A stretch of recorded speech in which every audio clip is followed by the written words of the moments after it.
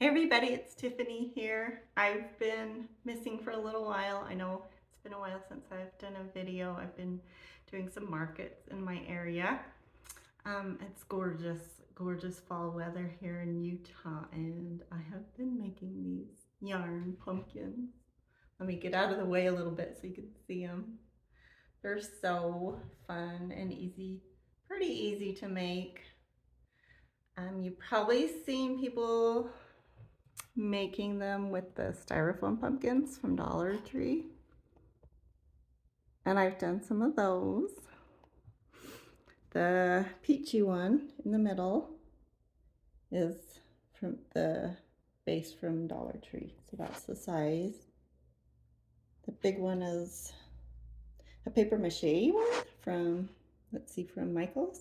No, from Joann's, I'm sorry. I've been to all of the craft stores in my area looking for yarn and styrofoam pumpkins. They're harder to find now. All the Christmas stuff is out. Got my signs from Hobby Lobby. But, so you can get this size at the Dollar Tree, but I wanted, they also have this, like this size. That's the same price. And I wanted something a little more economical for the little pumpkins. And I came up with this idea on my own of using empty water bottles. And I've also done some with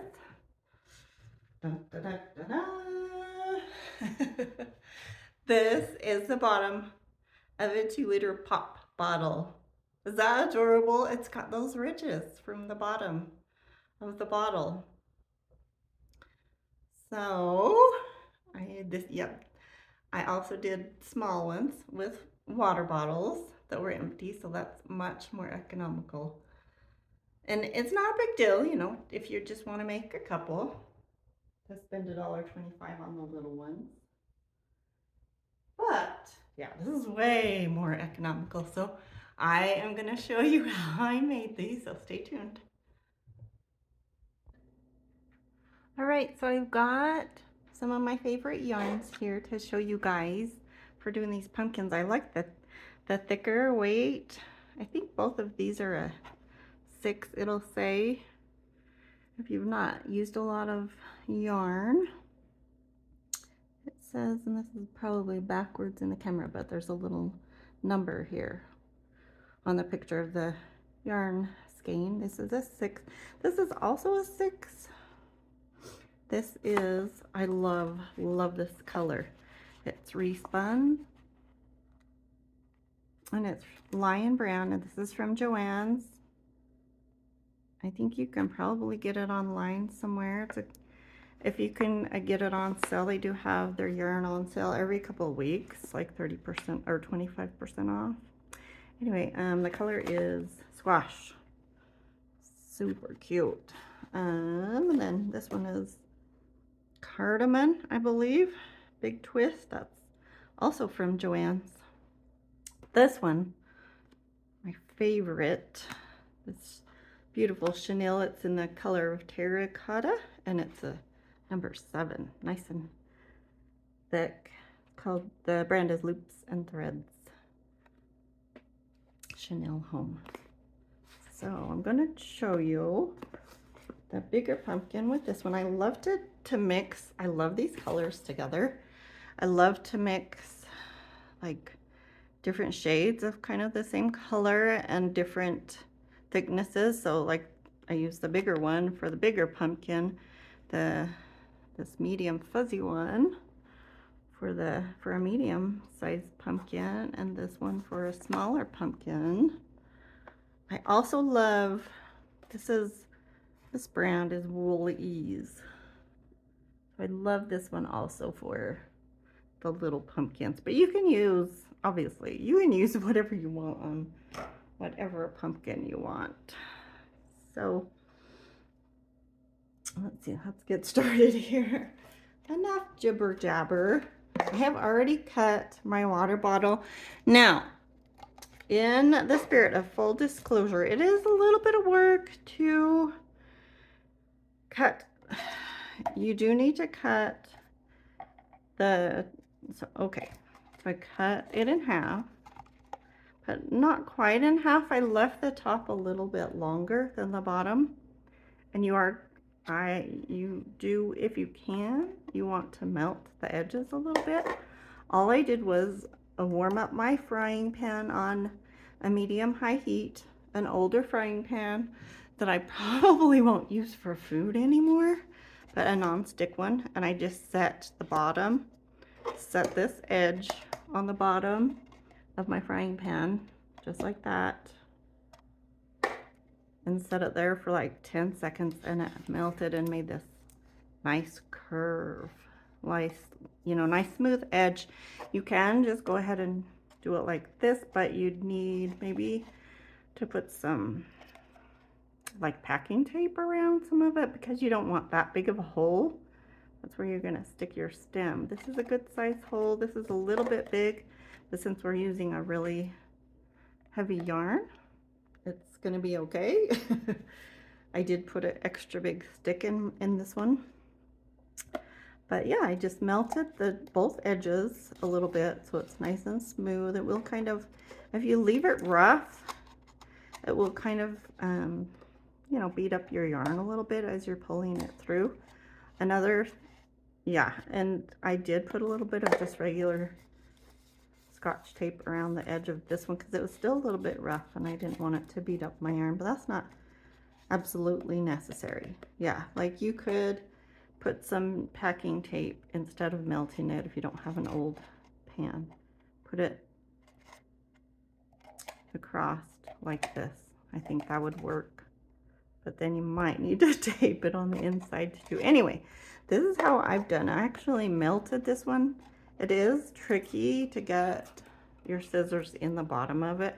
I have these nice sharp little scissors and they cut it pretty well, but it's hard to get it started. And this one I just wanted to try my little heat tool. I use it for soldering. It's like, can also be used for wood burning. This is what it looks like. I use it for soldering jewelry. I think I got this from Michael's. But yeah, like I said, those are not strictly necessary. Just, you can use some scissors or a utility knife to cut. And then if you want to melt the edges, that makes it even nicer. So,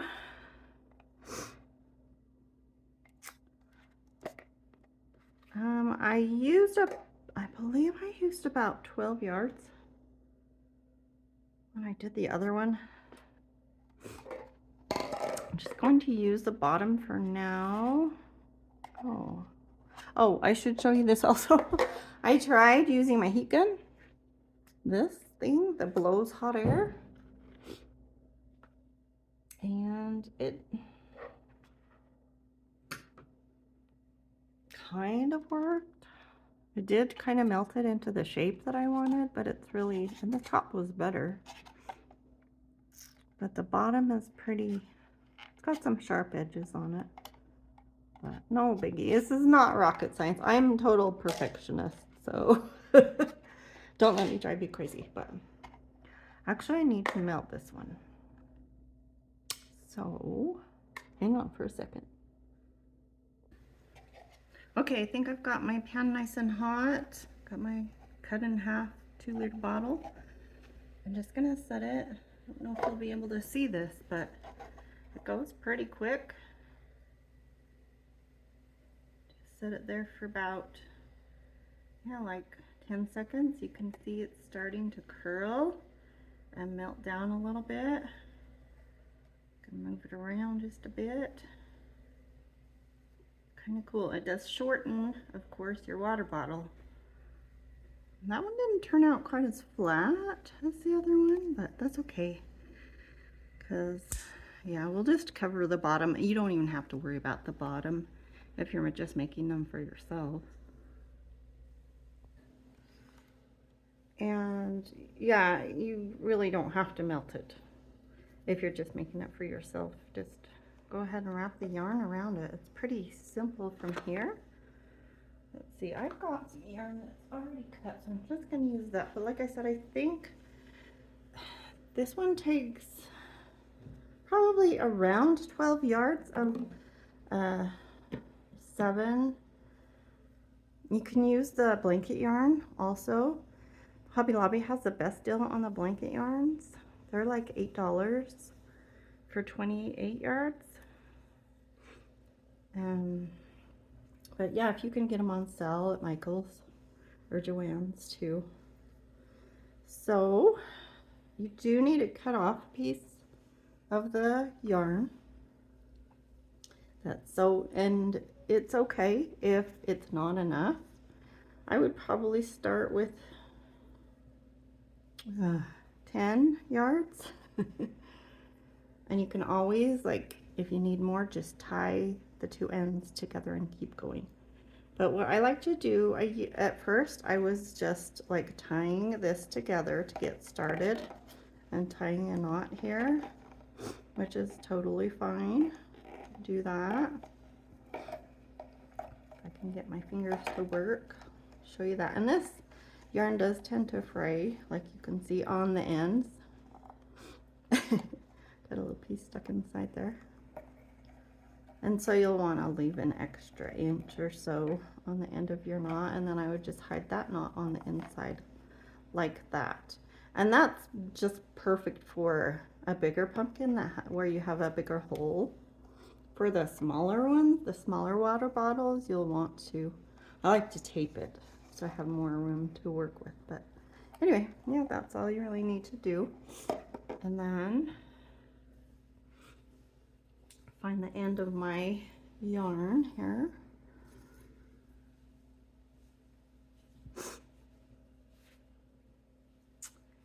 And I do have some big needles. I need to grab them. Okay, I've got several options here. If you want to use a needle, it makes it a ton easier, I think. These are from Hobby Lobby. Just a great big plastic needle. It works really nice for the like medium sized or smaller ones. Maybe not quite, it's probably big enough for this size. Also, these are like ponytail makers or something like that. These are great. It comes in a pack of 10. So you just put your yarn through that. So easy, and pull it back and forth. I think they're like $5. If you were going to do this like a group project, that would be really great. I will link those below from Amazon. I really like these. They do, with the blanket yarn though, sometimes the big, thick, fuzzy blanket yarn, it tends to sometimes get a little caught in it. But it doesn't with this yarn. Also this, I love. This is a weaving, these are weaving tools. I've been doing some weaving with my yarn also. This shuttle, I love. You can wrap a bunch of yarn around it and then just take it through instead of trying to pull it back and forth with your hands. I can show you that with the smaller pumpkin. And this needle, I went and bought another pack because I love these so much. But this is like $5 for the package at Michael's, and that is a great deal. They usually have a 20% off coupon. Sorry if this is too much information, but I love getting information like this from people on, you know, where you got things. And anyway, you can usually get a 20% off coupon, like off your total order at Michael's, and so that makes it like $4, which is great. Love this great big wooden needle. It's smooth, it's easy to get your yarn through that great big hole. So the comb is more for like weaving, but yeah, love that. So I've got my needle here. This is actually one from Hobby Lobby. It came in a little set. They have a little set, a little wooden tool set for weaving. Little tiny shuttle. I don't like these as much, but this needle works great. It's like $8 for that little kit, but it also comes with a little loom. So and a couple other things. Okay, okay. Sorry, enough talk. So, let me get this yarn out of the way. I'm just gonna put my yarn through the needle. I don't even have to have my glasses for this with this great big needle. And I like to pull it through a long ways. That saves you pulling all of the yarn all the way through every time you're going through your pumpkin. And this yarn does tend to get a little tangled or like twisted.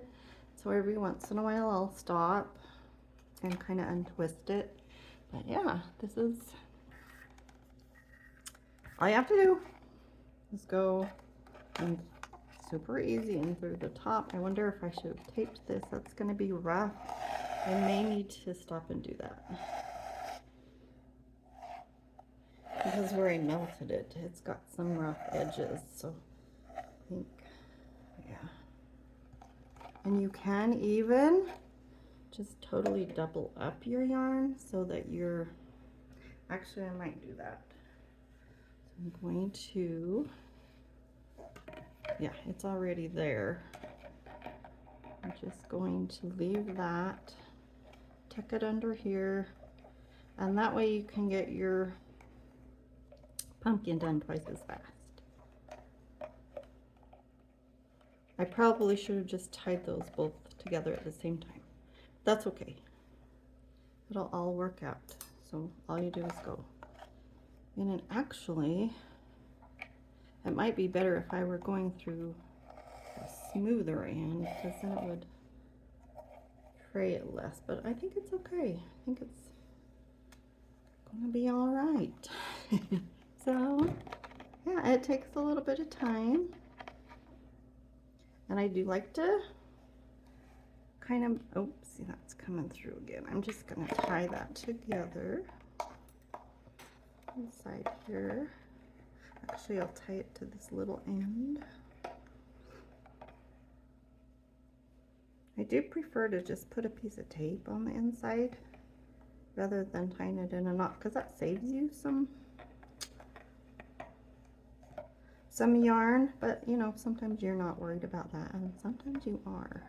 So trim that a little bit. All these little fuzzy pieces. It's like a little fuzzy caterpillar.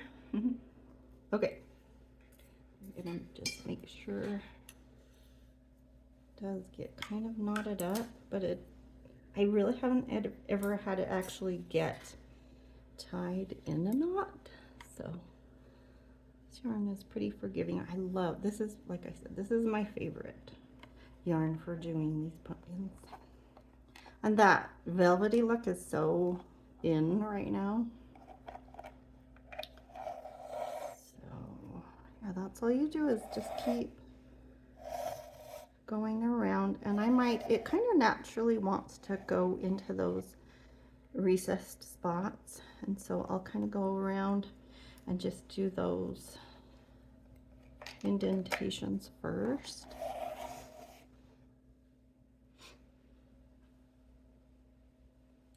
How I'm doing. Yeah, this is, sorry, this is kind of a long video, but I will probably pause for a minute here while I do some more of this, so it's not so painful for you to sit and watch it all. But it takes maybe like 15 minutes to cover your pumpkin. So yeah, like I said, I like to do those recessed spots first and then come back and cover the bumps, and then that makes the bumps even more pronounced. So I'll work on that for a minute. So I've been working on this one and I've run out of yarn, so it's fine. It's not a big deal. I'll show you how I work with that. Got a couple, just a couple, well, yeah, a few spots left to fill up. So I'm just gonna cut it off that needle and tie it. I've cut about 6 more yards. So I'm just gonna tie the ends together. first I'm going to put my needle on and get that centered so I can keep having the yarn doubled up, so we'll get it done faster. That only took me like, I want to say like 7 or 8 minutes, something like that.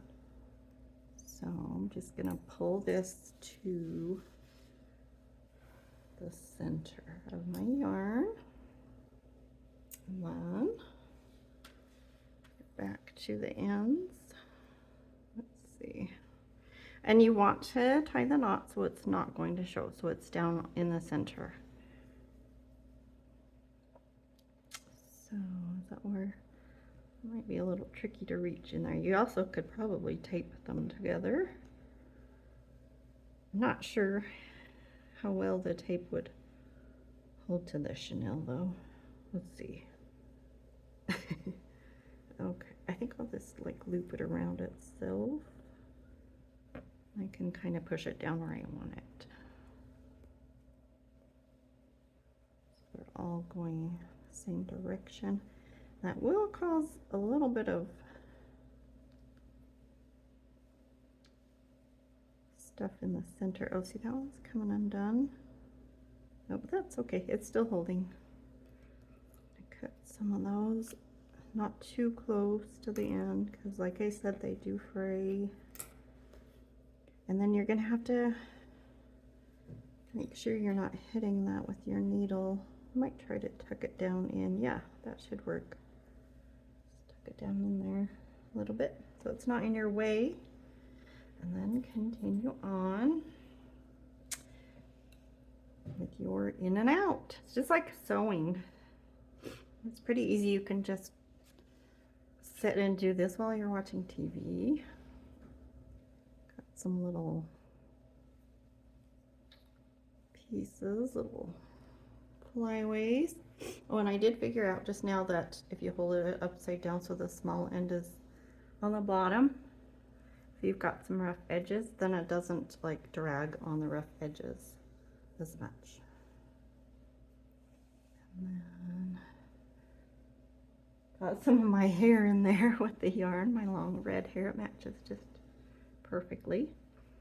And so, and another thing I like to do is like kind of put it where I want it when I get to this point, and then just pull it through until it's there where I want it.